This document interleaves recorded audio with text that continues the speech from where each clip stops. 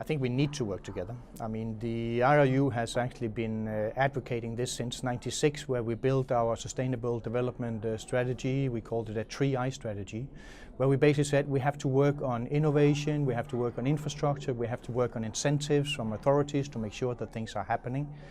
We actually followed that up in 2009 with our 30 by 30 initiative, basically meaning that by 2030 we wanted to reduce CO2 by 30%.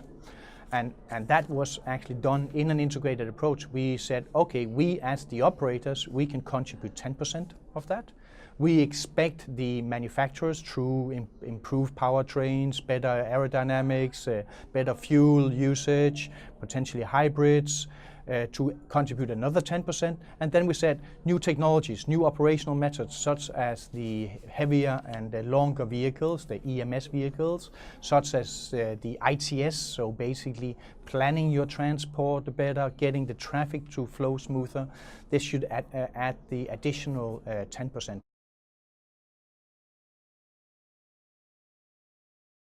Widespread platooning, maybe some more autonomous driving, where you can actually have a less dependence on the driver's behavior, because there with driver training you can reach a lot now, but you might not have to do that in 2050. Maybe the vehicle can be the most optimal way of operating in 2050. Maybe we need the infrastructure operators, the authorities more. I mean, stop and go causes a lot of extra fuel burned. And if you can imagine, you have that already for public buses in cities. There is no stop and go, they get priority into intersections. Maybe heavy trucks should get priority in these intersections as well.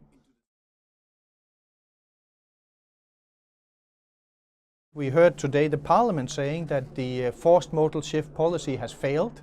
So we also need to look at how can we make road transport more efficient? What can we do to actually improve road transport as well? I mean, let's face it, the last 12 years of the Commission, or even more, has been saying, okay, let's take goods out of the roads and put it on rail or inland waterways. Nice idea, but during these 12 years, the other modes lost 3% of market share. So that obviously failed.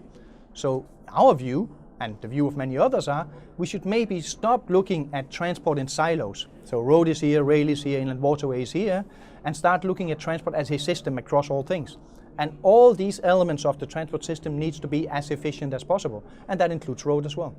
So thereby road also needs to be super efficient, and we need to make sure that we get the most out of the road, which today is the biggest inland transport of goods. 75% is transported by road as inland transport. So will that change for the future? I don't see it changing for the future.